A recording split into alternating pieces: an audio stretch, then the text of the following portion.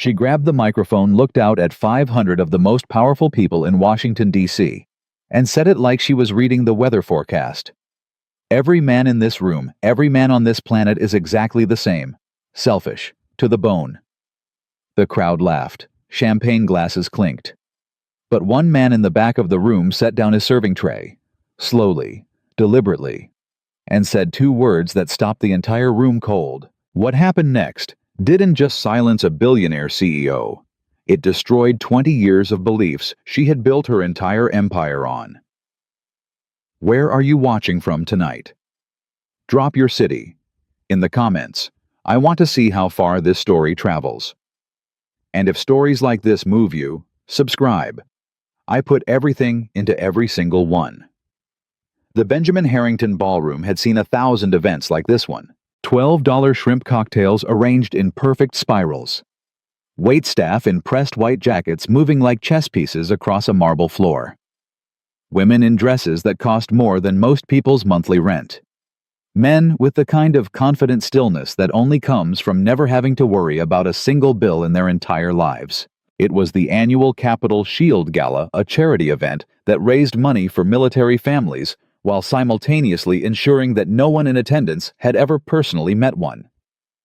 Commander James Calloway did not belong here. He knew it the moment he walked through the service entrance at 5:47 p.m., still carrying the faint smell of motor oil from the base vehicle he'd driven in from Naval Station Anacostia. His dress whites were pressed. His medals were straight. His face was the kind of calm that doesn't come from peace. It comes from a man who has learned to keep everything locked so tight that nothing leaks.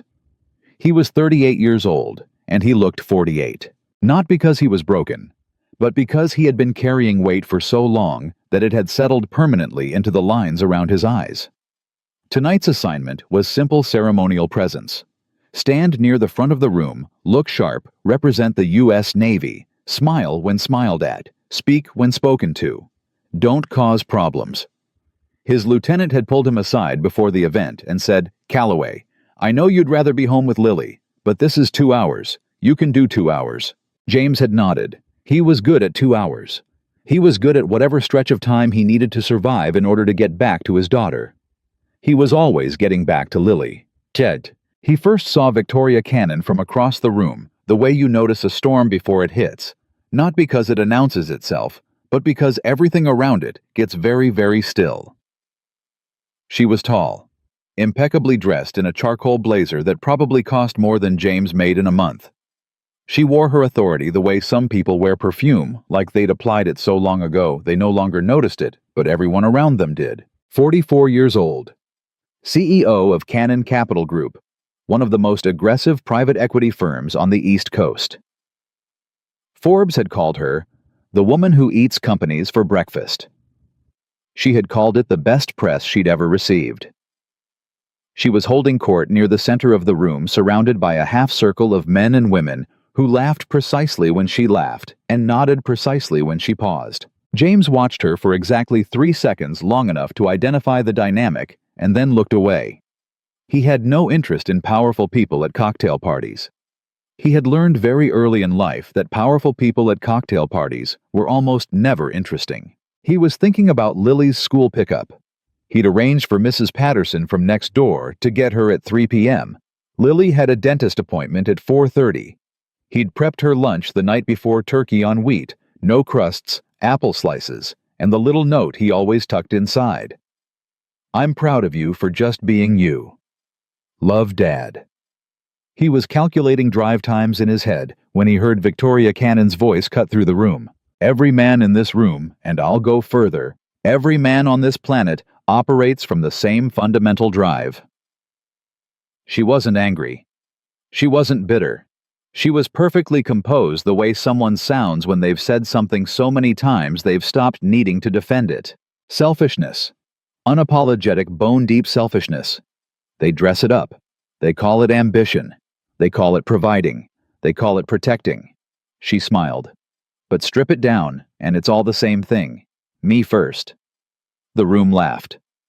It was a particular kind of laughter, the kind that says, "I agree with you, and I'm glad someone finally said it."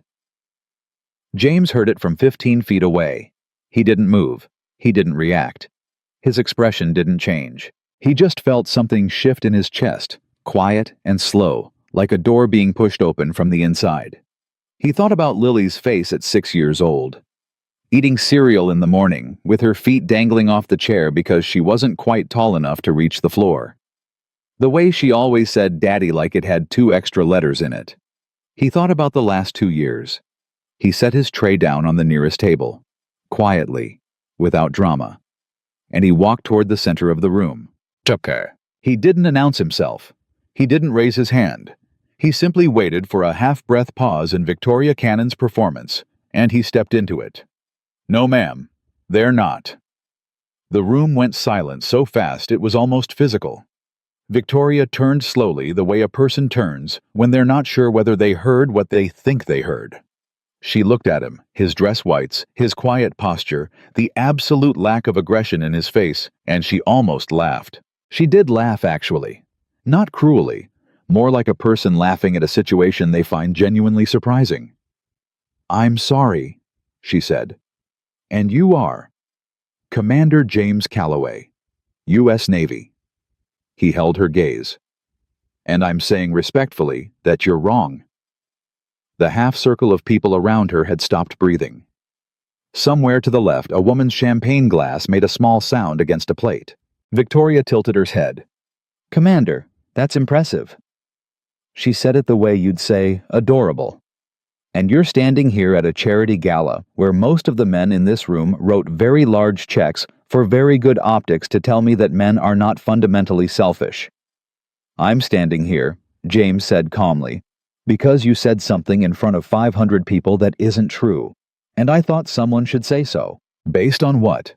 Her voice was cool. Practiced. The voice of someone who has won 1,000 arguments. Your personal experience. Yes. Well? She smiled at the room. With all due respect, Commander, what could your experience possibly tell you that mine hasn't already covered? I've been in corporate America for 22 years. I've watched men take credit for women's work leave when things got hard and build entire careers on making promises they never intended to keep. She took a small sip of her drink. I haven't met an exception yet. James was quiet for a moment, not because he didn't have an answer, but because he was choosing it carefully. The worst mistake smart people make, he finally said, is believing that pain has taught them everything. The silence that followed was a different kind of silence. Victoria stared at him, and for one fraction of a second so fast, James almost missed it. Something moved behind her eyes. Not anger, not amusement. Something older and quieter than both. Then she recovered. The CEO expression returned. The slight, composed smile. Interesting philosophy, she said, for a man serving drinks at a military charity event. James looked at her steadily. I'm not serving drinks, he said. I'm representing the United States Navy at a ceremonial function. He paused. But if it makes it easier to dismiss what I said, you're welcome to. He held her gaze for one more second. Then he turned and walked back toward his position near the side of the room. He didn't look back. Victoria Cannon watched him walk away. She was not accustomed to being the one watching someone leave a conversation. She was not accustomed to conversations where the last word didn't belong to her. Around her, people were beginning to talk again. Low murmurs, careful side glances, the quiet electricity of people who had just witnessed something unexpected and were trying to decide what to make of it. Her assistant Claire materialized at her elbow within 30 seconds. Claire was 29 and brilliant and had worked for Victoria for 4 years. She had learned to read her boss the way a good navigator reads weather. Are you okay? Claire asked quietly. Find out who that is, Victoria said. Commander Calloway. He's assigned to find out everything, Victoria said. Not his rank, him. She didn't sleep well that night. This was not new. Victoria Cannon rarely slept well. She had a penthouse on the 9th floor of a building in Georgetown with a view of the Potomac that real estate agents called breathtaking, and she lay in it most nights with her brain running at full capacity, solving problems, building strategies, anticipating threats. But tonight she wasn't solving problems. She was hearing a voice. The worst mistake smart people make is believing that pain has taught them everything. She had written off the line the moment she heard it. She was good at writing things off. It was practically a professional skill. You had to be in her world. Sentiment was a liability. Emotion was leverage someone else would use against you if you weren't careful. She'd learned that early. She'd learned it from her father, actually, the first time he left. Then the second time. Then the third time he promised he wouldn't leave, and then left anyway, quietly and completely, when she was 11 years old and standing in a kitchen waiting for a man who wasn't coming back. She'd learned it from Daniel, the man she'd almost married at 31, who had looked at her across a restaurant table and said with genuine kindness that somehow made it worse. "You're incredible, Victoria. I need someone softer." She'd learned it from 10 years of watching men in boardrooms take her ideas, rename them, and present them as their own. Pain had been a very thorough teacher. So, who was James Calloway to tell her it hadn't taught her everything? She turned over in the dark. Who even is he, Walter? Claire's report came through at 7 a.m. the next morning. Victoria read it at her kitchen counter with a cup of coffee she didn't taste. Commander James Calloway, 38. 14-year naval career. Multiple deployments. 2 commendations for service under difficult conditions. Currently assigned to Naval Station Anacostia on an administrative rotation which explained the ceremonial duty. Single. Father. 1 daughter, Lily, age 6. Wife Rachel Calloway, deceased. Ovarian cancer. Diagnosed 18 months after Lily was born. Passed away when Lily was 3. Victoria set the coffee down. She kept reading. No extended family in the D.C. area. Parents in rural North Carolina, both with health issues of their own. No siblings locally. After Rachel's death, multiple family members had reportedly encouraged James to consider placing Lily with relatives at least temporarily until he stabilized his career situation. He had declined. He had not politely declined or considered it and decided against it. According to the single source, Claire had found a local community newsletter from the Neighborhood Civic Association. Commander Calloway had simply said, "She stays with me." That's not a discussion. And then he had figured out how to make it work. Victoria stared at the newsletter printout for a long moment. She turned to the next page of Claire's report. Current daily schedule sourced from base records and a brief conversation with a clerk who had apparently admired Calloway for years and talked about him like he was a force of nature. 4:30 a.m. wake. 5 a.m. prepare. Lily's school materials, pack lunch, lay out her clothes. 5:45 a.m. base PT. 7 a.m. return home wake. Lily get her ready. 8:15 a.m. school drop off. 8:45 a.m. report to base. Some days 18-hour shifts. Evenings when home by 6, dinner with Lily, homework, bath, bedtime story. Average sleep 4 hours. Victoria read the schedule twice. Then she closed the report. Then she opened it again and read the schedule a third time. She was looking for the part where he'd hired a nanny, or outsourced the school prep, or found some mechanism that made this logistically possible for a single person to sustain. There was no such part. 4 hours of sleep. She had assistants who complained about working 9 to 6.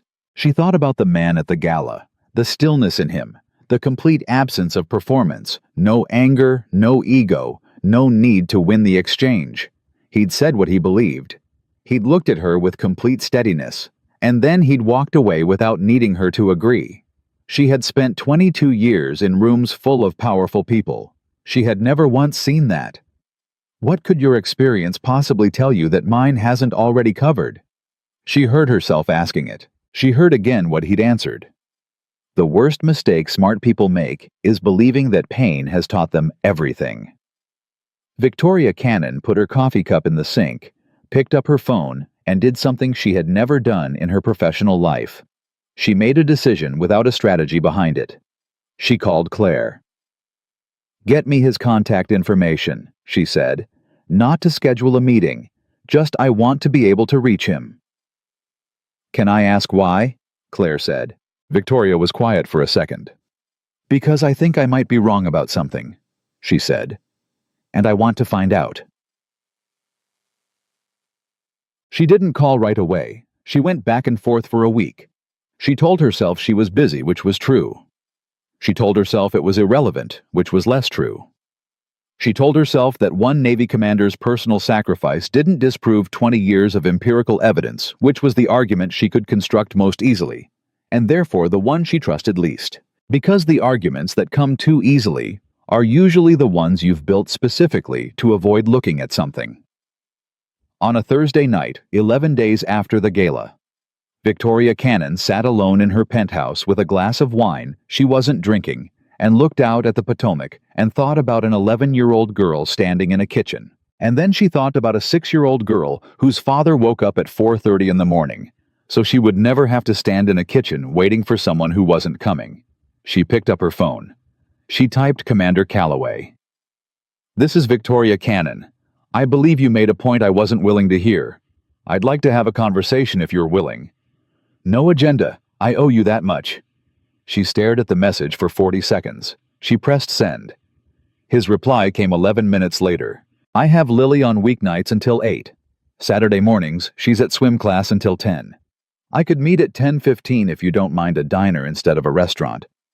Victoria smiled before she realized she was smiling. "A diner is fine," she typed back. "Good," he wrote. "She picks the booth." Fair warning. And for the first time in a very long time, Victoria Cannon laughed at something that had nothing to do with power. She had built her entire life on the certainty that she already knew what men were. She had no idea what was coming. The diner was called Patty's Place, and it smelled like coffee and bacon grease and something that might have been maple syrup from 1987. It had 6 booths along the window, a counter with spinning stools, and a laminated menu that hadn't changed since the Clinton administration.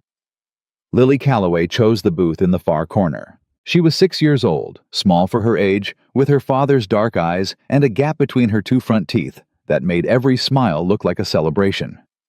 She was wearing a purple jacket that was slightly too big for her. James had bought it a size up so it would last the winter and halfway into spring, and she was sitting on her knees in the booth because that was the only way she could see over the table properly. She stared at Victoria with the open, unfiltered curiosity of a child who has not yet learned to pretend she isn't staring. "Are you famous?" Lily asked. Victoria blinked. "Excuse me. Dad said you're important." Lily picked up the laminated menu and held it like a shield she had no intention of actually using. "I asked him if you were famous, and he said, 'in some circles.' What does 'in some circles' mean?" "It means," Victoria said carefully, "that some people know who I am and some people don't." Lily considered this. "I don't know who you are." "Lily," James said from across the table. His voice was calm, not embarrassed, not amused, just steady. The voice of a man who had learned to exist at a constant even temperature. "It's fine," Victoria said quickly. And she meant it, which surprised her. "She's right. She doesn't know me." She looked at Lily. "My name is Victoria. I met your dad at a party." "Was it a fun party?" "It was an interesting one." Lily nodded like this was acceptable. Then she pointed at the menu and said, "Dad, I want the pancakes." "I know," James said. "You always want the pancakes." "Because they're good." "Because they're the only thing you'll eat here. Because they're the best thing here." James looked up at Victoria across the table. His expression was the same as it had been at the gala, that quality of absolute stillness like a lake on a windless morning. But there was something different now. Something less guarded. Maybe it was the setting. Maybe it was Lily. Maybe it was the fact that Victoria had been the one to reach out. "She's not wrong about the pancakes," he said. "They're good." Victoria picked up her own menu. "Then I'll have the pancakes." Lily looked at her with something approaching approval. "Good choice," she said seriously. And that was how it began, not with a strategy, not with an agenda. With pancakes in a corner booth chosen by a 6-year-old in a purple jacket, while the November light came through a streaky diner window and turned everything a shade of gold that nobody in the room had planned for. After the food arrived, and Lily was focused entirely on the task of systematically destroying a short stack with a concentration that suggested she took this very seriously. Victoria looked at James. "I read about you," she said quietly, not apologetically. She didn't do apologetic, but honestly. James didn't look surprised. "I figured. You could have told me more, at the gala." "You weren't asking," he said. "You were performing." She felt the hit land, but she didn't flinch. She had learned over the past 11 days that James Calloway didn't say things to wound. He said things because they were true. There was a difference, and it was one she was still adjusting to. "You're right," she said. "I was." She wrapped both hands around her coffee cup. "I do that." "I know," he said. "I've watched people do it my whole career. The bigger the audience, the bigger the armor." "And what were you doing at the gala?" He looked at her for a moment. "Thinking about my daughter's dentist appointment." She laughed. She hadn't expected to. It came out real and slightly surprised, not the practiced, controlled laugh she deployed at events. "You were not." She had a feeling. She was terrified. I'd promised her we'd stop for ice cream after, and I was trying to remember if the place on Connecticut Avenue was still open past 6. He said it simply, with no effort to make it touching, which was somehow exactly why it was. I got pulled into that conversation mid-calculation. Victoria looked at him. "Why did you say anything at all? You could have let it go." He was quiet for a second. Not evasive, thoughtful. The way a person looks when they're being honest about something they haven't put into words before. "Because Lily's going to grow up in a world where people say things like that," he finally said. "Where people make absolute statements about entire groups of people and call it wisdom because they've been hurt." He glanced at his daughter, who was now attempting to fold a pancake in half with the architectural focus of a civil engineer. "I want her to live in a world where someone pushes back, so I push back." Victoria was quiet. "Even at a party where you're supposed to be invisible," she said. "Especially then," he said. "It's easy to push back when people are watching you. It costs something when they're not." She looked at him for a long moment. She had been in rooms with senators, CEOs, foreign dignitaries. She had shaken hands with people who made decisions that affected millions of lives. She was very good at reading people, at identifying the gap between what someone projected and what they actually were. There was no gap with James Calloway. That was the disorienting thing. Not his story, not his sacrifices. The absence of performance. He wasn't trying to impress her. He wasn't managing her perception of him. He was just there, saying what he thought, eating his eggs, watching his daughter fold a pancake. She had never met anyone like him in her adult life. She wasn't sure what to do with that. "How do you do it?" she asked. The question came out quieter than she intended. He looked up from his plate. "Do what?" "All of it." She kept her voice level, measured. "I read the schedule, James. The 4:30 a.m., the 4 hours of sleep, the deployments, the—" She stopped. "How do you not fall apart?" He was quiet for a moment. Then he looked at Lily. She had given up on the pancake architecture and was now drawing something on her paper napkin with a crayon the waitress had produced from somewhere. Her tongue was sticking out slightly, which apparently happened every time she was concentrating. "She's watching me," he said quietly. "Even when she doesn't know she's watching me. Kids don't learn from what you tell them. They learn from what you do when you think nobody's paying attention." He looked back at Victoria. "So I pay attention to what I do. But when you're alone, I fall apart alone," he said simply. "That's what alone is for." Victoria set her coffee cup down. She wanted to write a rebuttal. She wanted to say, "That's not sustainable. That's not healthy. You can't pour from an empty cup." All the things she would have said in any other context to any other person. She didn't say any of them, because there was something in his face that made all of those responses feel like they belonged to a different conversation. He wasn't asking to be fixed. He wasn't presenting his life as a problem. He was describing it the way a craftsman describes his work, not asking for pity, not looking for applause. Just telling the truth about what it takes. Lily looked up from her napkin. "Victoria." "Yes, I drew you." She held up the napkin. It was objectively a purple oval with what appeared to be a triangle on top and two stick arms. "You have nice hair," Lily explained, pointing to the triangle. "So I gave you a lot." Victoria looked at the drawing, then at Lily, then at the drawing again. "It's the best portrait anyone has ever made of me," she said. Lily beamed. "You can keep it." Victoria took the napkin. She folded it once carefully and put it in the front pocket of her blazer. A blazer that, as previously established, probably cost more than most people's monthly rent. James watched her do it. He didn't say anything, but something in the set of his shoulders shifted slightly, like a calculation he'd been running, had just returned an unexpected result. They sat in that diner for 2.5 hours. At some point, the pancakes were gone, and the coffee was refilled 3 times, and Lily fell asleep against her father's arm, with her purple jacket bunched up as a pillow, and Victoria and James talked in low voices about things that had nothing to do with the Navy or venture capital. They talked about books.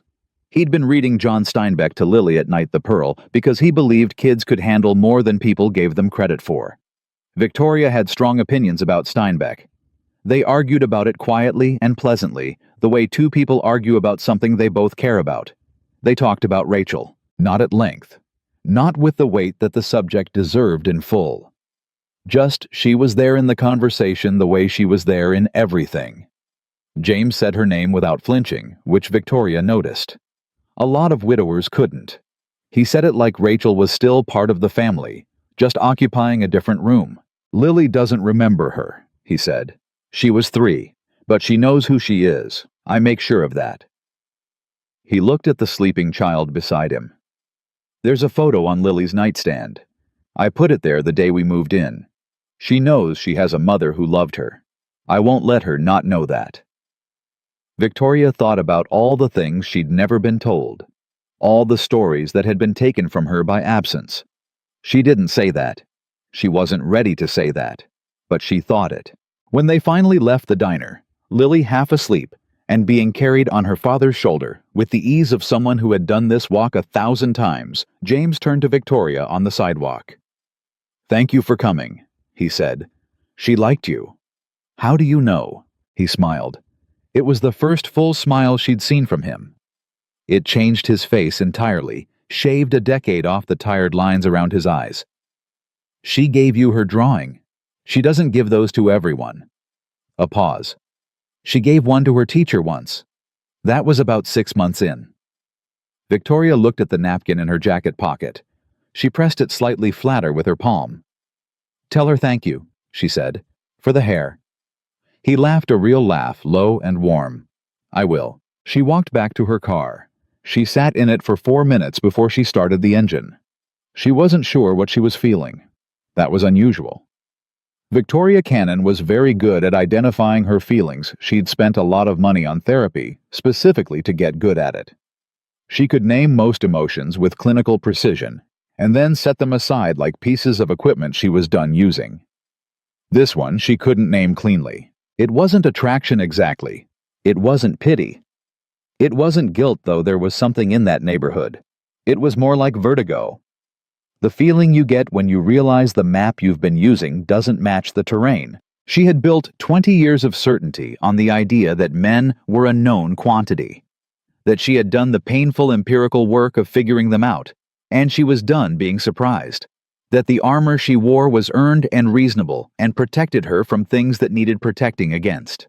And here was a man who had shown up to a charity gala, exhausted from a 4-hour night, thinking about his daughter's dentist appointment, and had stopped everything to say, "No, ma'am, that's not true, not for his own benefit, not to impress anyone, not even to start a conversation, because his daughter was going to grow up in this world, and he wanted the world she grew up in to be one where someone pushed back." Victoria started the engine. She pulled out of the parking spot. She drove 3 blocks before she had to stop at a red light, and she sat there with both hands on the wheel, staring at nothing, while something she had held together very carefully for a very long time began to come fractionally loose at the edges. She didn't call Claire when she got home. She didn't open her laptop. She didn't return the 3 emails from her CFO that were technically urgent. She poured a glass of wine. She sat in the chair by the window. She took out the napkin, the purple oval with the triangle hair and the stick arms, and she set it on the side table where she could see it. She stared at it for a long time.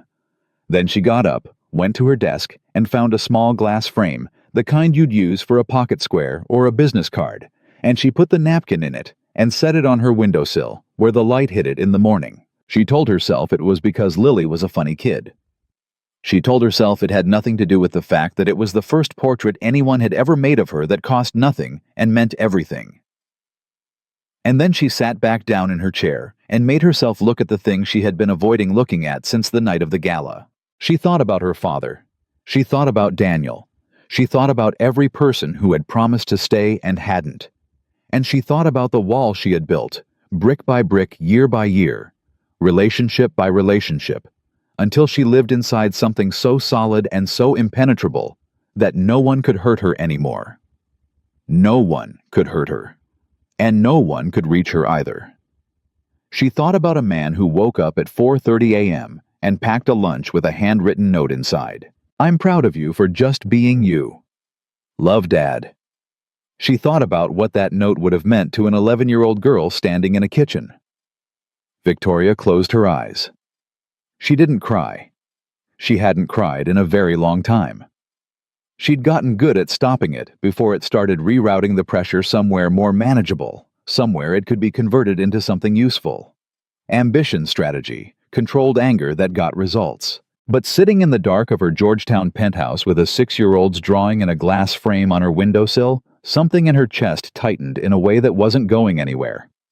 She let it stay. Just for tonight. She let it stay. She reached for her phone and opened the text thread with James. She stared at it for a moment. Then she typed, "She's remarkable. You should know that." The reply came 8 minutes later. She imagined him reading it after getting Lily settled standing in a hallway with the light off so he didn't wake her. "I do," he wrote, "but it's good to hear." Then after a pause, "You did well today. She's not easy on new people." Victoria looked at the message. "I didn't know I was being tested," she typed. "Nobody ever does," he wrote back. "That's the point." She set the phone down. She looked at the napkin in the frame. She thought, "I have been so certain for so long." She thought, "What if I've been wrong?" And for the first time in 20 years, Victoria Cannon didn't immediately build an argument against the question. She just let it sit there. In the dark. In the quiet. Like something that deserved to be taken seriously. The weeks that followed the diner had a rhythm to them that Victoria hadn't planned for and couldn't entirely explain. It started small. A text on a Tuesday asking if she knew a good pediatric dentist in the district, the one James had been using was retiring. She made 2 calls and sent him 3 names with notes on each. He thanked her. She told him it was nothing. It wasn't nothing, and she knew it, but she filed it under professional networking in her head, because that category was safe and familiar and didn't require her to examine anything too closely. Then he called her on a Thursday evening not to ask for anything. Just because Lily had announced at dinner that she wanted to be a businesswoman when she grew up, and had asked her father what businesswomen did all day. He said he'd told her they solved problems and made decisions, and sometimes argued with people on the phone. Lily had said that sounded like what her dad did. James had laughed telling it, and Victoria had laughed hearing it, and they'd talked for 40 minutes about nothing in particular, and then said goodnight the way 2 people say goodnight when they're not ready to, but both understand that the call has to end. She told herself it was a friendship. She was good at friendships that existed inside defined parameters. She understood those. But there was a Saturday in December when James texted at 7 a.m. "Lily has a fever. Going to be a long day. Hope yours is better." And Victoria had been in a car on the way to a board breakfast, and she'd read the message and told her driver to stop. And she'd sat there for 60 seconds just thinking about a 6-year-old with a fever and a father running on empty, and then she'd texted back, "Do you need anything?" He'd said no. She'd believed him about as much as she believed anyone who said they were fine. She sent over soup from the restaurant 2 blocks from his base housing anyway. She texted the address to the delivery driver and then put her phone away and told herself she was being practical. Claire, who saw everything, said nothing. But Victoria caught her smiling once and shot her a look sharp enough to cut glass, and Claire immediately became very interested in her laptop screen. This was the shape of the next 6 weeks. Careful and unspoken and real in the way that things are real when nobody has named them yet. And then James got his deployment orders. He called her the night he found out. It was late past 10, which meant Lily was asleep, and he was standing somewhere he could speak freely. His voice was the same as always, steady and even, but she had learned to hear underneath it by then, the way you learn to read a river by watching where it moves fast and where it goes quiet. "How long?" she asked. 8 weeks, possibly 10. She was silent for a moment. "When do you leave?" 12 days. "And Lily, Mrs. Patterson from next door, she's good. Lily likes her." He paused. "She's stayed with her before, during the last deployment." "How did Lily do?" Another pause. Longer. "She did fine," he said. "She always does fine. She's tougher than she looks." "James, she cried every night for 2 weeks," he said quietly. "The first time. Mrs. Patterson told me after. Lily never told me herself." His voice didn't break, but it got very controlled, which Victoria had learned was the same thing for him. "She didn't want me to feel bad." Victoria pressed her phone against her ear. She was sitting in her home office in the dark because she'd forgotten to turn the light on and hadn't bothered once she'd heard his voice. "She's 6 years old," Victoria said. "I know. And she's already protecting you." "I know," he said again, softer. "I know she is." They were quiet together for a moment. It was the kind of quiet that two people only share when something real is in the space between them. "I want to check in on her," Victoria said. "While you're gone, if that's all right." He didn't answer immediately. She knew why he was careful about Lily's world. Careful about what he let in and what he kept out. He'd built a small, strong life for his daughter, and he was deliberate about who he allowed to be part of it. She understood that. She respected it. "You don't have to," he said. "I know I don't have to," she said. "I want to." Another pause. "Lily would like that," he said finally. "Good," Victoria said. Then it settled. She meant it as the end of the discussion. But he said quietly before she could say goodnight, "Victoria." "Yes. Thank you for all of it. The last few weeks." He stopped, started again. "I'm not good at this part. Accepting help. Letting people in," he said. She held the phone tighter. "Neither am I," she said. "We're figuring it out." She heard him exhale, almost a laugh, not quite. "Yeah," he said. "I guess we are." He shipped out on a Tuesday. She knew the date because she'd written it in her calendar and then stared at it every time her calendar opened for the 12 days prior. She didn't go to see him off. That wasn't hers to do. But she texted him at 5 a.m. early enough that she knew he'd already be up and wrote, "Come back in one piece. Lily needs you. So does the diner. Nobody else orders the eggs the way you do." His reply came at 5:14. "Watch over my girl." She looked at those 4 words for a long time. Then she wrote back, "I will." And she meant it the way she'd meant very few promises in her life. The first week was manageable. She stopped by Mrs. Patterson's on a Wednesday evening, called ahead, brought a book she thought Lily would like, and found Lily sitting at the kitchen table doing homework with the focused ferocity of a child who has been told schoolwork matters and has decided to take that personally. Lily looked up when Victoria walked in and said without preamble, "Dad said you might come." "He did?" "He said you keep your word," Lily said. "He said that's important." Victoria sat down across the table from her. "He's right. It is." Lily studied her for a moment with those dark eyes that were entirely her father's. Then she pushed her math worksheet across the table.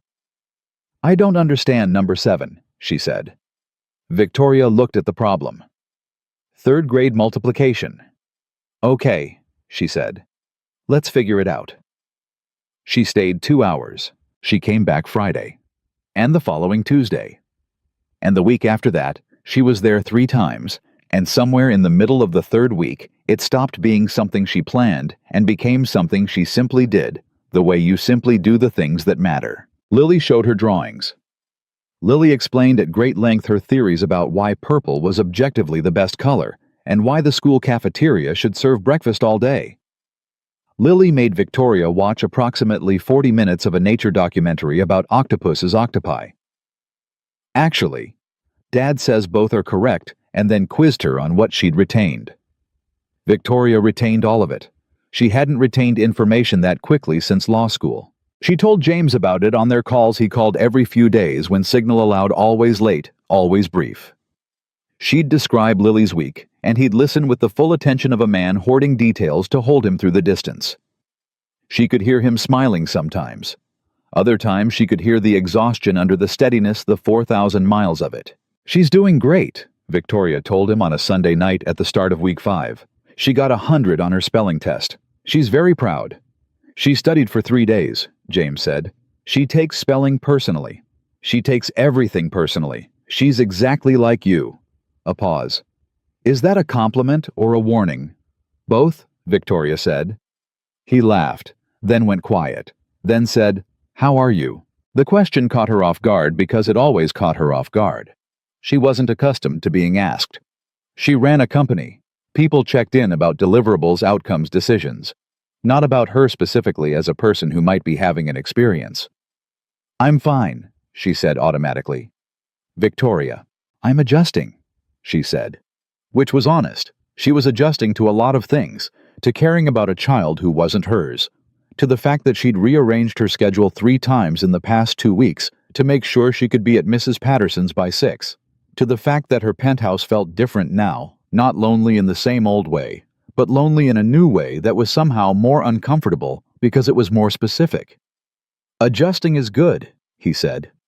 "It's terrifying," she said. "Yeah," he said. "That's usually how you know it matters." She went home that night and stood in her kitchen for a while without doing anything in particular. Then she looked at Lily's drawing, still in its little frame on the windowsill, and she thought, "What is happening to me?" She didn't say it out loud, but she thought it. And she didn't fight it. The call came on a Wednesday morning. Victoria was in a meeting. Her senior partners, her CFO, a conference room full of people whose time was collectively worth an amount that would make a reasonable person dizzy. She had her phone face down on the table as a matter of professional discipline. She felt it vibrate, ignored it. Felt it vibrate again, ignored it. The third time she flipped it over out of reflex, the way your body does things your brain hasn't approved yet. Mrs. Patterson. She was out of her chair before the 4th ring. "Excuse me," she said to the room. Not a question, a statement, and she was in the hallway with the door closed behind her before anyone responded. "Mrs. Patterson, what happened?" The older woman's voice was tight and fast, the voice of someone keeping it together through sheer force of will. "Victoria, Lily collapsed at school about an hour ago. They called me. I'm at Georgetown University Hospital. They're running tests. She was conscious when she came in, but she was very pale, and her temperature." "I'm coming," Victoria said. "You don't have to." "I'm coming," she said again. "Don't let them make any decisions without me.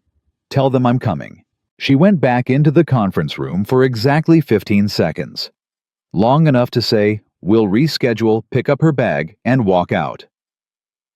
Her CFO, a man named Gerald who had worked with her for 9 years and had never once seen her leave a meeting for a personal reason, stared at the door she'd just walked through for a long moment. Then he looked at Claire. Claire said very quietly, "I'll send the reschedule notice." Gerald said, "Who is she going to?" Claire smiled, just slightly. "Someone who needs her." Victoria was at the hospital in 22 minutes. She found Mrs. Patterson in the pediatric emergency waiting area, a small woman in her 60s, looking like she was holding herself together with both hands. "Where is she?" Victoria said. "They took her back. They won't let me. I'm not family." Victoria walked to the admissions desk. The woman behind the desk looked up. "Can I help? My name is Victoria Cannon.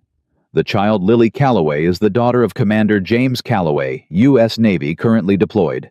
I am the designated emergency contact. She set her ID on the counter. I need to go back there now. The woman checked the form, frowned. It says here the emergency contact is a Patricia Patterson. Who is standing right behind me? Victoria said evenly. And who has authorized me? Patricia. She looked back. Mrs. Patterson nodded immediately. Victoria looked back at the desk. We'd like to go back now. They went back. Lily was in a bed that was too large for her wearing a gown, that was too large for her with an IV in her small arm, and a monitor tracking her pulse in green lines across a screen. She was awake, but exhausted the way a child looks when they've been frightened and are now coming down from the adrenaline of it, drained and young and very small. She looked up when Victoria walked in, and she said, "You came." Victoria sat down in the chair next to the bed and took Lily's hand, the one without the IV, and held it. "Of course I came," she said. "Is my dad coming?" Victoria kept her expression steady. She had no idea yet how to reach James. She had no idea what the next steps were, or how quickly she could get a message through to a deployed naval vessel, or what the protocols were for family emergency notification. She had about 100 questions she needed answered in the next 30 minutes. But right now there was a 6-year-old girl asking if her father was coming. "We're going to reach him," Victoria said. "I promise you, we're going to reach him." Lily looked at her with her father's eyes. "He always comes back," she said. It wasn't a question. It was the thing she said to herself to make it true. "I know," Victoria said. "He always comes back." She kept holding Lily's hand. With her other hand beneath the sight line of the bed, she was already texting Claire. "I need the emergency family notification protocol for deployed Navy personnel. I need it in the next 10 minutes. This is not optional." The doctors came in 30 minutes later. A pediatric cardiologist named Dr. Okafor, calm and direct, who explained what they'd found. A previously undetected arrhythmia, likely congenital, that had been asymptomatic until now. Not immediately life-threatening, but requiring monitoring medication adjustment, possibly a minor procedure. Requiring a parent or legal guardian present for consent. Victoria listened to every word. She asked 12 questions. Dr. Okafor answered 11 of them clearly and said the 12th would require more testing. When the doctor left, Victoria stepped into the hallway. She called the number Claire had sent. Then she called another number. Then she sat on a hard plastic chair outside Lily's room and worked the phones for 2 hours straight. The Navy Family Support Line, the base chaplain's office, a lieutenant she'd tracked down through 2 intermediaries, who had access to the communication chain that could reach James's vessel. She was told it could take up to 48 hours. She said she'd like it to take less than that. It took 11 hours. In those 11 hours, Victoria did not leave the hospital. She signed the preliminary paperwork that allowed doctors to begin monitoring treatment. She fought a 40-minute battle with the insurance company over an authorization code that was holding up a medication order. And she won it not by being aggressive, but by being extremely clear about what would happen if they continued to delay. She ate a granola bar from a vending machine at some point and didn't taste it, and she sat beside Lily's bed. She sat there while Lily slept, and while Lily was awake, and while Lily watched half an episode of a cartoon on Victoria's phone, before falling asleep again with the phone still in her hand. She sat there when Mrs. Patterson went home briefly to get Lily's stuffed rabbit, a worn gray rabbit named Commander Flops, a name Lily had given him without apparent irony, and she stayed while Mrs. Patterson was gone. She sat in the plastic chair. She held Lily's hand. She watched the green lines on the monitor.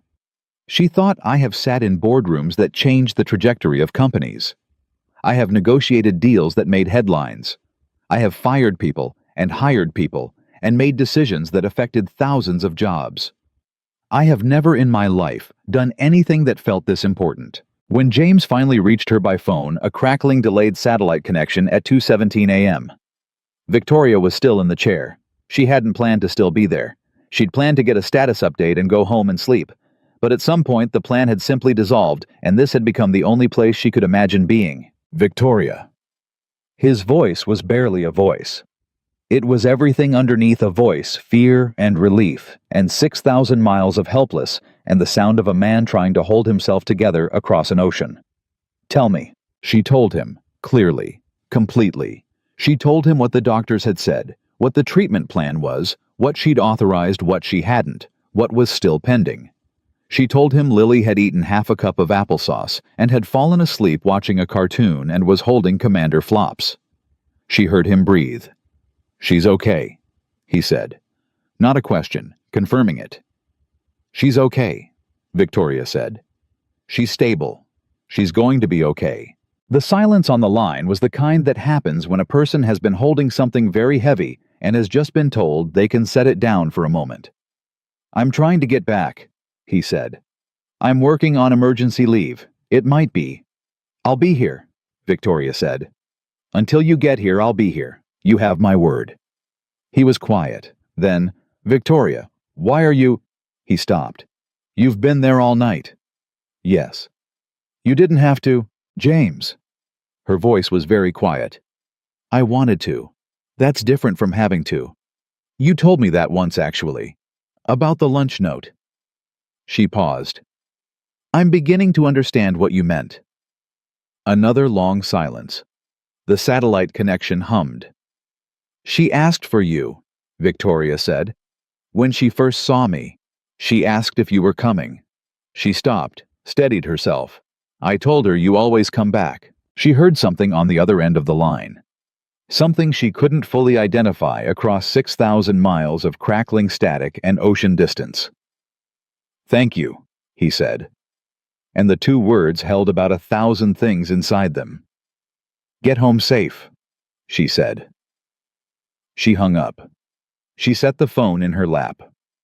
She looked at Lily, sleeping small in the big bed, Commander Flops tucked under her chin, the monitor tracing its green lines. Something in Victoria's chest, something that had been held rigid for a very long time, held in place by years of careful architecture and deliberate distance, shifted.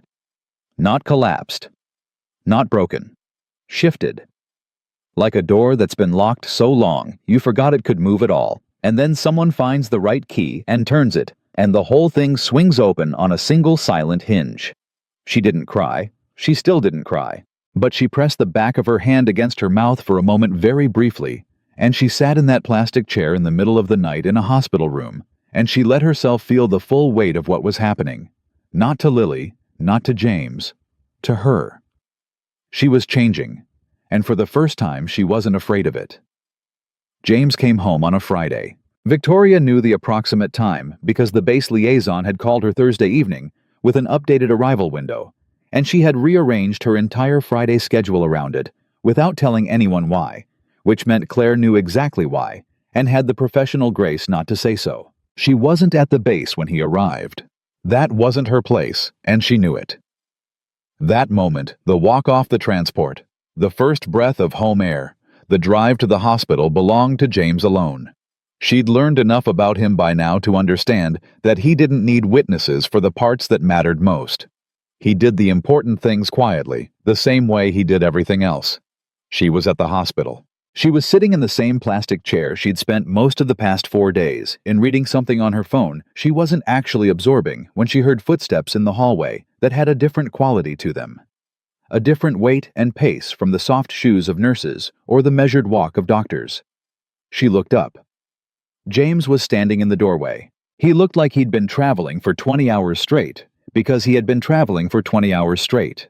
His uniform was creased in the wrong places. There were shadows under his eyes deep enough to have their own geography. He'd lost weight she could see in his face in the sharp line of his jaw. He looked at Lily first. Lily was asleep, which she did a lot these days while her body adjusted to the medication. His face did something complex and private that Victoria looked away from because it wasn't hers to witness. Then he looked at Victoria. She stood up. She wasn't sure why some instinct toward formality, toward making the moment have the right shape. He crossed the room and hugged her. It was not a polished hug. It was not the kind of hug you see in movies choreographed and lit properly. It was the hug of a man who has been holding himself together across an ocean for 4 days and has just walked into the room where the two people he most needed to see are both safe and present. His arms went around her shoulders, and he held on with the quiet desperation of someone who doesn't allow himself to show desperation anywhere else. Victoria, who had not been hugged like this in longer than she could accurately remember, put her arms around him and held on back. Neither of them said anything. After a moment, he stepped back. He looked at her face with the directness that was simply how he looked at everything. "You slept here," he said. "Some nights," she said. "Victoria." "The chair is more comfortable than it looks," she said. It was not. They both knew it. "Go see your daughter." He went to Lily's bedside. He sat in the chair, her chair, the one she'd occupied for 4 days, and he took Lily's hand, and he just sat there. And after a moment, Lily's eyes opened, the way a child's eyes open when something in their body recognizes a presence before their brain catches up. She looked at her father. "Daddy," she said. And James Calloway, who never fell apart where anyone could see it, pressed his daughter's hand against his forehead and closed his eyes, and his shoulders did one thing, one single controlled movement, and then went still. Victoria picked up her bag. She walked to the doorway. She gave them the room. She stood in the hallway for a while, not going anywhere in particular, looking at a bulletin board covered in children's drawings that the pediatric ward had put up to make the walls feel less like hospital walls. She studied them without seeing them. Then she heard Lily's voice from inside the room, clear and slightly indignant. "Victoria is really good at the card game. She beats me every time, but she says it's because I let her." And James's voice, low and warm, saying, "Does she? She's been here a lot, Dad." "I know, baby." "She slept in the chair." "I know." A pause. Then Lily, with the profound directness of the very young, "I think she was scared." A longer pause. "I think so too," James said. Victoria stood in the hallway and looked at the children's drawings and felt something move through her that she had no immediate word for. She had felt this before, this strange, warm, terrifying pressure behind her sternum, but never this strongly, never this close to the surface. She thought I was scared. She thought, that is the most honest thing I've heard about myself in years. She let him have the afternoon. She went back to her office mostly to convince herself she still had one, and sat through 2 meetings she'd rescheduled and answered emails she'd been ignoring for days. And all of it felt like watching herself from a slight distance. Like her body was doing the professional tasks while the real part of her was still in that hospital hallway listening to a 6-year-old say, "I think she was scared." James called her that evening at 7. "She asked me to call you," he said. "She wants to know if you're coming tomorrow." "What do you want?" Victoria asked. A pause. "I want you to come tomorrow," he said. "Then I'll come tomorrow." She came the next day, and the day after that. Lily's condition was improving. The medication was working. The arrhythmia was responding. The cardiologist had used the word manageable, which was a word Victoria had decided to hold on to with both hands. There would be a follow-up procedure in 6 weeks, minor outpatient. There would be monitoring. There would be years of careful attention. James had not slept enough since arriving. She could tell because he looked worse than he'd looked on a deployment, which was a particular kind of worn down that she was becoming familiar with. He sat with Lily during the days, went home briefly to handle logistical emergencies, notifying the base, managing paperwork, calling his parents in North Carolina who were worried and wanted to come up, and came back. On the 3rd day, when Lily was asleep and they were both sitting in the room with the particular exhausted companionship of 2 people who have been through something together, James looked at her and said, "I need to say something to you." "Okay," she said. "I don't know how to—" He stopped. Started again in that way he had of taking the time to say things accurately rather than quickly. "When Rachel died, I made a decision. I decided that I was going to be enough. For Lily. That I was going to be both things, both parents, and I was going to do it alone. Because that was the only way I could trust that it would be done right." He looked at his hands. "I'd watched enough people disappear on Lily. I wasn't going to add another person to that list by trusting someone who left." Victoria was quiet. She let him continue. "And then you were there," he said, "when I couldn't be, and you didn't just manage it. You didn't just handle logistics and sign paperwork and call it done." He looked up at her. "She asked for you, Victoria, while I was gone. Mrs. Patterson said she asked for you." He paused. "She hasn't asked for anyone since Rachel." Victoria felt the back of her throat tighten. She swallowed it. "I didn't do it to prove anything," she said. "I know," he said. "That's the only reason it means what it means." She looked at him. He was still looking at her with that direct, uncalculated gaze that she had found disorienting when she first met him, and had slowly come to understand was one of the rarest things she'd ever encountered in a human being.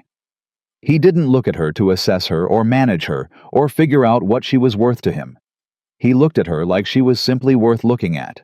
"I need to tell you something too," she said. She had not planned to say this today. She had not, if she was being honest with herself, planned to say this at all. She'd thought it would be one of the things she held privately in the same category as the napkin drawing on her windowsill, and the way she rearranged her schedule on Fridays without explanation. The things that were real but unnamed. But he had just told her the truth about himself, and she was so tired of not returning the favor. "My father left when I was 11, she said. "I told you that he left. I didn't tell you how." She looked at a point past his shoulder, because looking directly at him for this part wasn't something she could do yet. He didn't leave dramatically. He didn't fight, didn't argue. He just stopped being present. Over about a year. And then one day, he wasn't there anymore. No goodbye. No explanation. She paused. "I found out later he had another family. He'd had them for a while." James didn't say anything. He was listening the way he always listened, with his whole attention, without filling the silences with noise. "I spent a long time trying to figure out what was wrong with me," she said. "Why I wasn't enough to make him stay. And then I spent a long time deciding the question was wrong, that it wasn't about me, it was about him. That men like him made choices, and those choices said everything about who they were." She paused. "And then I made it into a theory. Because theories are safer than feelings. You can defend a theory. You can build a career on a theory." She finally looked at him. "I turned one man's failure into a verdict on all of them. And Daniel," he said. He remembered the name from a conversation weeks ago where she'd mentioned it once briefly and moved on. She was slightly startled that he'd held on to it. "Daniel was kinder than my father," she said. "He told me to my face. He said I was too guarded, too controlled, that being with me felt like trying to get close to someone standing behind bulletproof glass." She said it flatly, the way you describe a diagnosis. "He wasn't wrong.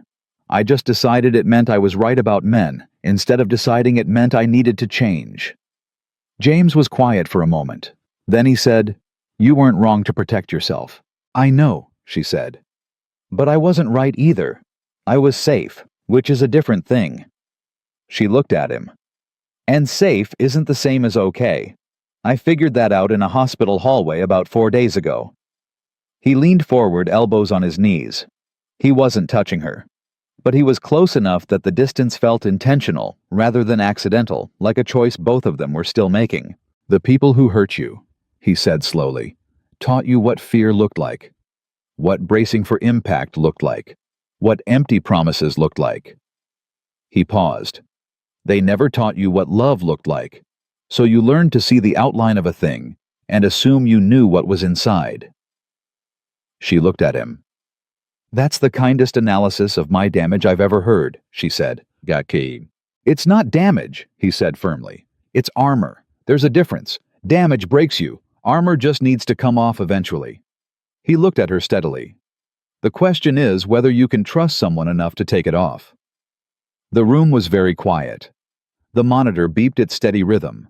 Lily breathed in the soft, uncomplicated way of sleeping children. Victoria looked at James Calloway. This man who woke at 4:30 a.m. and packed lunches with love notes and stood up in rooms full of powerful people to say, "That's not true," and crossed an ocean to get home to his daughter and sat in hospital chairs and told the truth about himself without performing it. And she felt the last of something very old and very heavy begin to come loose.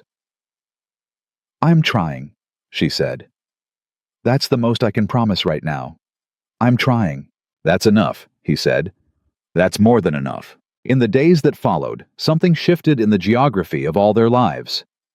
Lily came home from the hospital on a Thursday, carried through the front door by her father, and immediately announcing that she wanted soup and the nature documentary about sharks she'd been saving. Victoria stayed for dinner. She stayed so naturally that none of them remarked on it, the way you don't remark on things that have simply become part of the landscape. She started seeing things she hadn't let herself see before. She saw James read to Lily after dinner, not the simple picture books she might have expected for a 6-year-old, but real stories with real weight sitting side by side on the couch, with Lily's head on his arm, his voice dropping into the kind of quiet that means the words are being given the respect they deserve. She saw him stop in the middle of a chapter to explain a word, not just define it, but use it in 3 sentences so Lily would actually understand it. She saw Lily fall asleep mid-chapter, and James close the book carefully and sit there for another 10 minutes, just being with her, not scrolling his phone, not thinking about the next task, just present. She saw him skip his own meal twice in 1 week because there hadn't been enough time to make 2 portions, and Lily needed to eat properly while she was recovering. He didn't announce it. He didn't mention it. She only noticed because she was paying attention. She saw him repair Lily's bicycle, an old one second-hand with a bent wheel, over the course of 3 evenings, working on it after Lily was asleep, because Lily had asked once if they could go riding when she was better, and he'd said absolutely, and he was making absolutely a true thing. She saw him keep every promise. Every single one. Even the small ones that no one would have noticed if he'd let them slide. Especially those. One evening, sitting at his kitchen table while he cleaned up after dinner and Lily was in her room, Victoria watched him and thought about everything she had spent 20 years believing. She thought about the architecture of it, how carefully she'd built it, how much certainty she'd poured into it, how many times she'd used it to make sense of things that had hurt her. "Can I ask you something?" she said. "Always," he said, without turning from the sink. "Did you ever resent it?" She paused. "All of it, the sacrifices, the aloneness of it. Did you ever—" He turned off the water. He turned around and leaned against the counterarms folded, looking at her with that considering expression that meant he was going to answer honestly rather than conveniently. "Every day," he said. "For the first year, almost every day."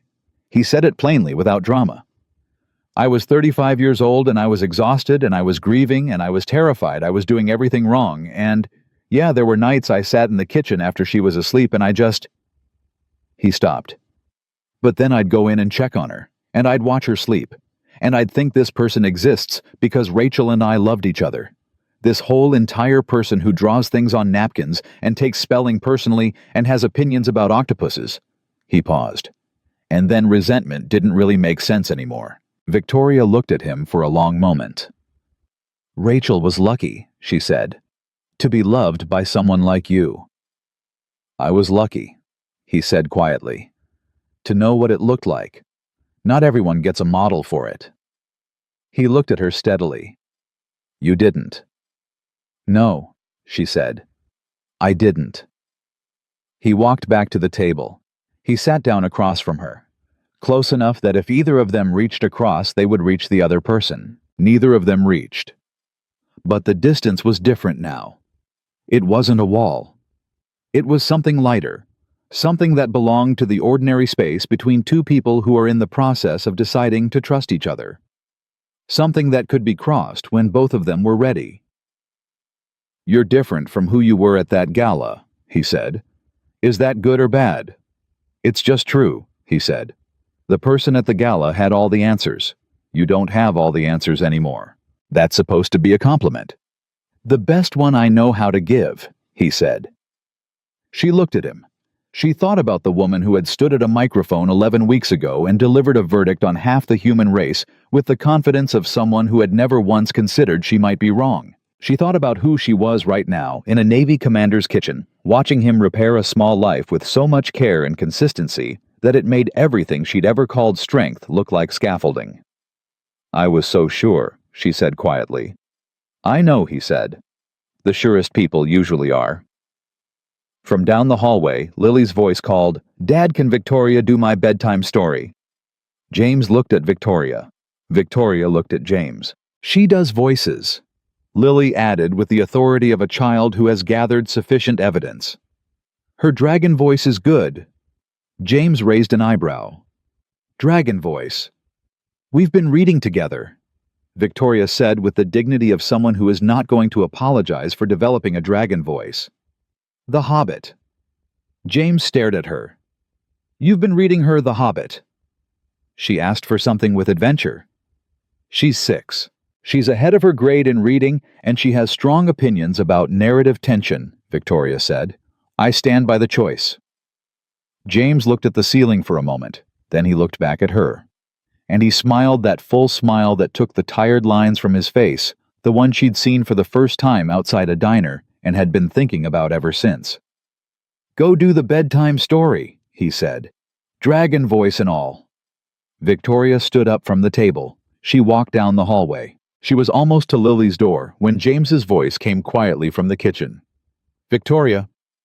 She stopped. The armor looks good off you, he said.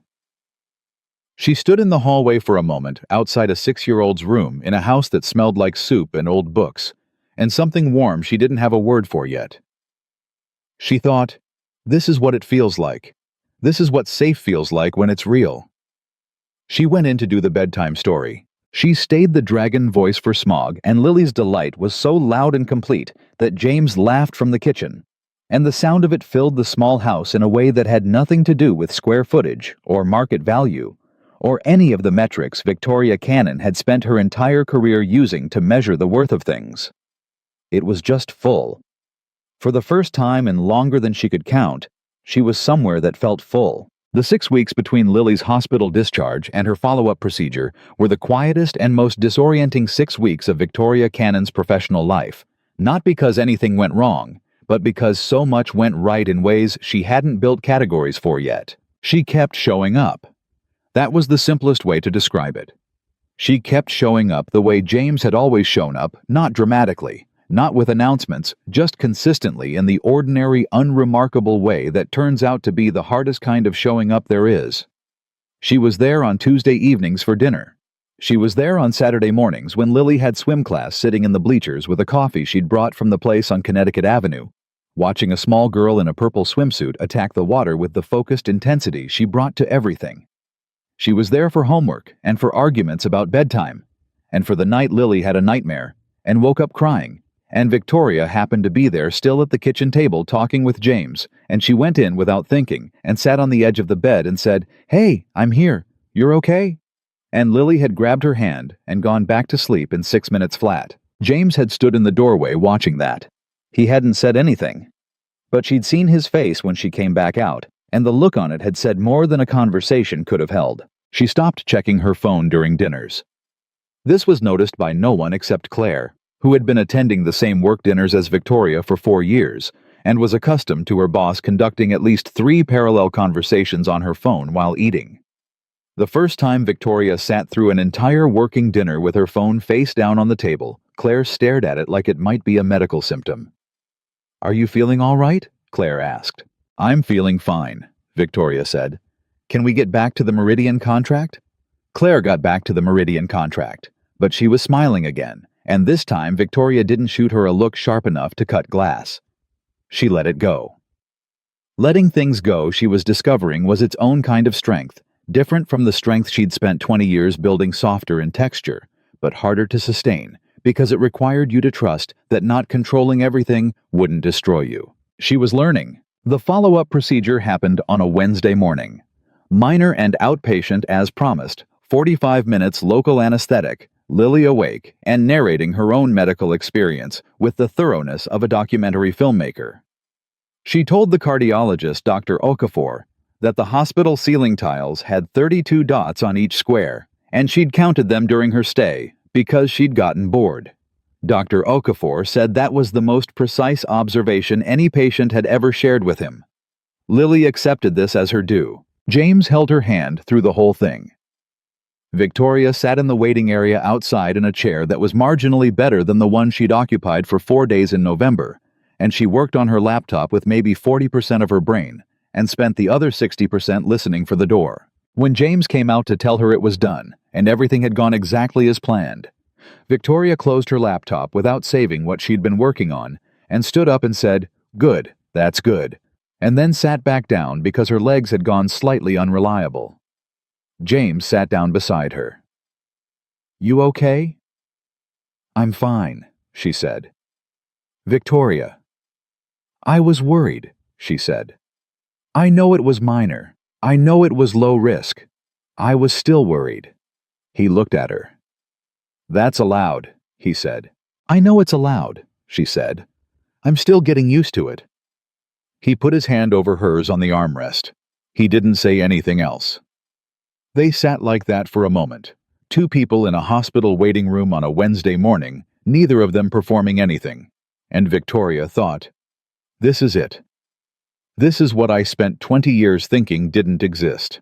Lily's recovery from the procedure took about 45 minutes because she was 6 and resilient and had decided she was hungry and wanted pancakes.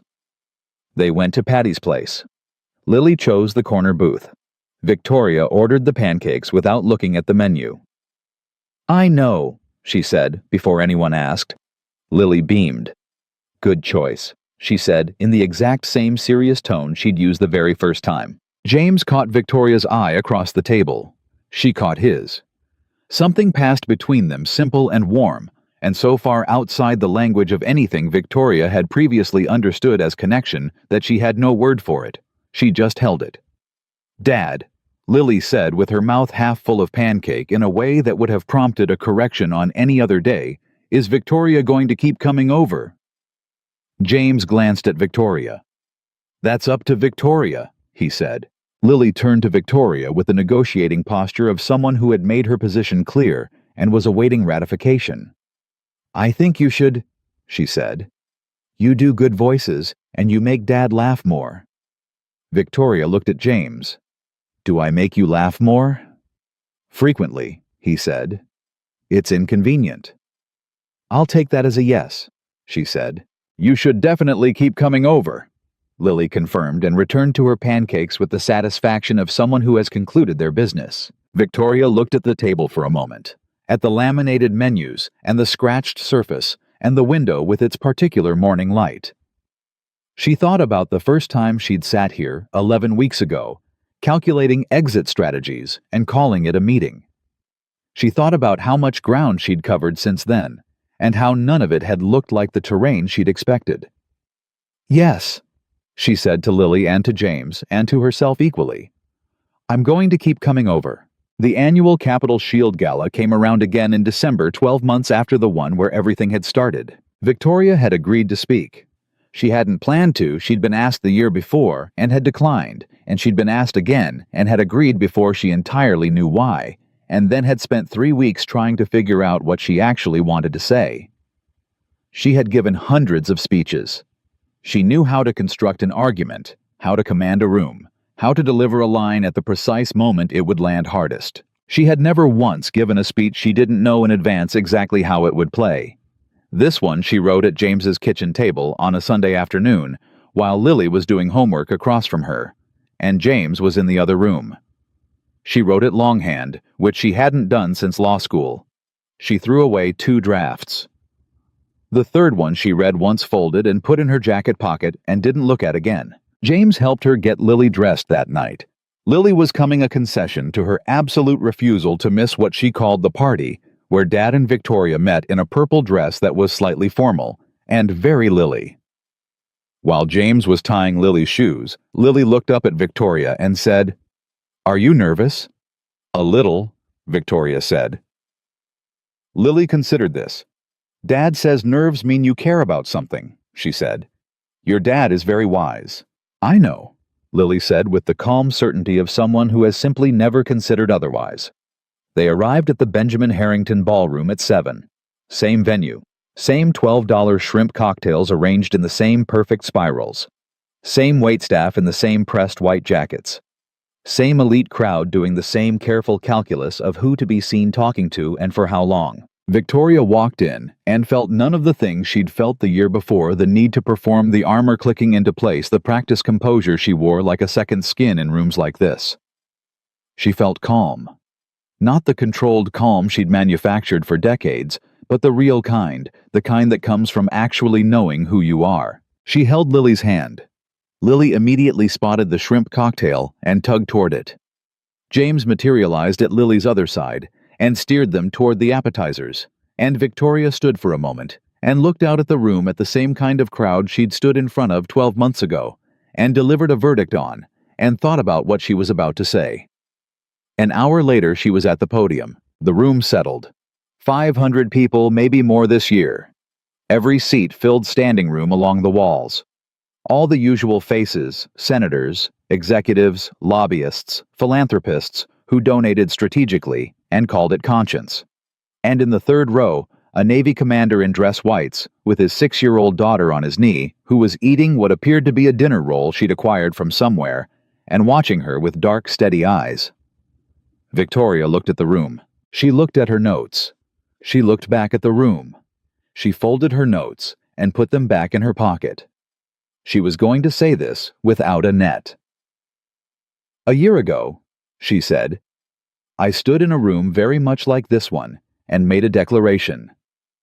The room was already quiet, in the way rooms get quiet when they sense that something real is about to happen. "I said that all men were the same, selfish to the bone." She paused. 500 people laughed and clapped. She looked out at the crowd. "I was one of the most powerful people in this room, saying something that sounded like wisdom because it was delivered with confidence, and nobody pushed back." She paused again. Except one person. She didn't look at James. She felt the room shift, people glancing toward him, and she kept her eyes on the middle distance, the way she'd learned to do in courtrooms and boardrooms, when she needed people to hear the words before they looked for the story behind them. He wasn't a senator. He wasn't a CEO. He was a Navy officer standing near the back of the room who set down what he was doing and walked over and said very quietly, "No, ma'am. They're not." She let that sit. And then he said something I've thought about almost every day since. He said, "The worst mistake smart people make is believing that pain has taught them everything." The silence in the room was the kind that doesn't happen when people are waiting for the next thing. It was the kind that happens when something has arrived. "I spent 12 months finding out what he meant," Victoria said, "and I want to tell you what I found." She told them. Not the full story that belonged to her and James and Lily and the specific private geography of what they'd built, but the shape of it.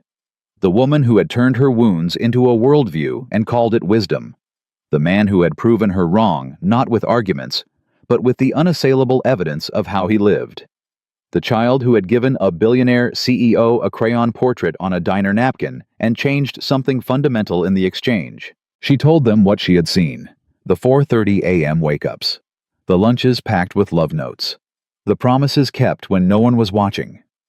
The man who had sat in a chair beside his daughter's hospital bed and simply refused to be anywhere else. "I have sat across tables from heads of state," she said. "I have negotiated with people who had the ability to move economies. I have been in rooms with people the world calls powerful." She paused. "The strongest man I have ever known is not in any of those categories." She looked at James. He was looking back at her with an expression she recognized, that quality of complete, unguarded attention, the face of a man who doesn't perform his feelings because he has no interest in performing anything. Lily on his knee was watching her with wide eyes and a half-eaten dinner roll. "He is a Navy father," Victoria said, "who came home exhausted every night and still found enough in him to make his daughter feel like the most important person in the world. Who told the truth in a room full of people who didn't want to hear it. Who chose the harder road at every single fork and never once complained about the choice." She stopped. "He taught me that strength is not what I thought it was. Strength is not power or control or the ability to make people afraid of you." She felt something tighten in her throat and let it. Just this once. Let it. Strength is staying when leaving would be easier. Strength is keeping promises when no one's holding you to them. Strength is looking at a person who has decided to stop believing in you. Her voice dropped. "And being so consistent, so quietly, so relentlessly real that they have no choice but to believe again." The room was completely still. Victoria straightened. She was not going to cry at a podium. She had made herself that promise. But her voice when she continued was different from any voice she'd used in any speech in her professional life. It was not performed. It was not managed. It was just hers. "One good person," she said, "cannot erase all the people who have hurt you. I know that. He knows that. I'm not standing here to tell you that one man changed my mind about all men. Life doesn't work in absolutes. She looked out at the room. But I am standing here to tell you that one good person can destroy a lifetime of prejudice.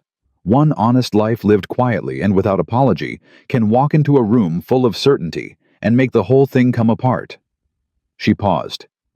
Because certainty built on fear always eventually meets something that fear can't explain. She looked at James one more time. He was that thing for me, she said, and I am.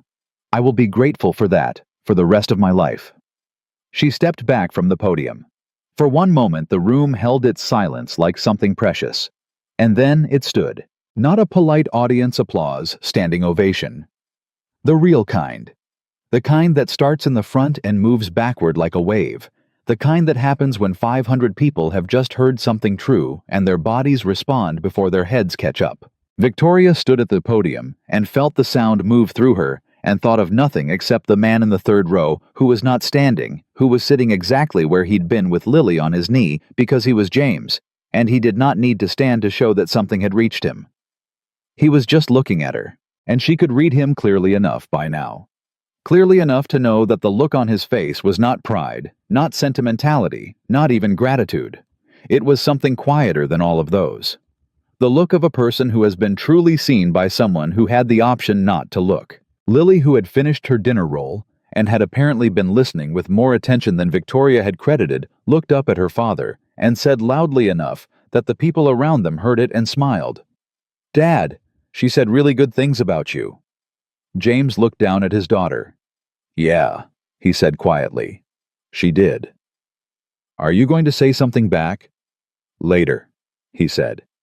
"What are you going to say?" He looked back across the room at Victoria, who had stepped down from the podium and was navigating through a crowd that wanted to reach her, shaking hands and nodding and moving steadily. And he watched her in the particular way. He watched things he was grateful for with the full, unhurried attention of someone who knows that gratitude is not a feeling you perform, but a practice you choose. "I'm going to say thank you," he said to Lily. Lily thought about this. "For what?" "For letting me be right," he said. Lily wrinkled her nose. "About men not all being the same. About people being able to change," he said. Lily considered this with the gravity of a 7-year-old who takes ideas seriously. Then she nodded. "That's a good thing to be right about," she said. When Victoria finally reached them 20 minutes later, after the crowd had thinned enough that she could move without being intercepted every 4 steps, Lily immediately held up what appeared to be a cocktail napkin she'd drawn on with someone's borrowed pen. "I made you another portrait," she announced. "You have even more hair now." Victoria took the napkin. The portrait was objectively more accomplished than the first one. The oval was less lopsided, and the hair had graduated from a triangle to something with actual volume. She folded it the same way she'd folded the original and put it in the same pocket, and thought about the glass frame on her windowsill that held the first one and how she would need a second frame by morning. James looked at her. In the ballroom around them, the crowd moved and the music played and the waitstaff glided through with trays of things nobody really needed, and all of it was so perfectly, completely beside the point. "You didn't read your notes," he said. "I didn't need them," she said. "No," he said. "You didn't." He held out his hand. She looked at it for a moment. This hand that had packed 1,000 lunches and kept 1,000 promises and reached across 6,000 miles of ocean to hold a daughter who needed him to come home. She took it. And standing in the Benjamin Harrington ballroom, exactly 1 year after she had stood at a microphone and declared that all men were the same and had been answered by a voice she hadn't expected and a truth she hadn't been ready for, Victoria Cannon held James Calloway's hand and understood with the clean and permanent certainty of something that has finally arrived home, that she had been wrong. Not about the men who had hurt her. They had done what they'd done, and that was real, and she would carry the shape of it for the rest of her life. But about what was possible, about what was left after the hurting, about whether one person patient and honest and relentlessly quietly present could reach someone who had spent 20 years making themselves unreachable. James had not set out to change her. He had simply refused to be what she expected. He had lived his life with such consistency and such integrity that her certainty had simply run out of room. That was all it had taken. Not a grand gesture, not a declaration, not someone fighting past her armor with force. Just a man who meant what he said and said what he meant and showed up again and again and again until showing up became the whole story. Lily took both their hands. She looked up at her father and then at Victoria, and then out at the room with the satisfaction of someone surveying a situation she finds entirely acceptable. "Can we get more of those little shrimp things?" she asked. James looked at Victoria. Victoria looked at James. "Yeah," James said. "We can get more of the shrimp things." And the three of them walked through the room together, not performing anything for anyone, not managing impressions or calculating angles. Just three people who had found each other by accident and chosen each other on purpose, moving through a world that was exactly as complicated and as beautiful as it had always been.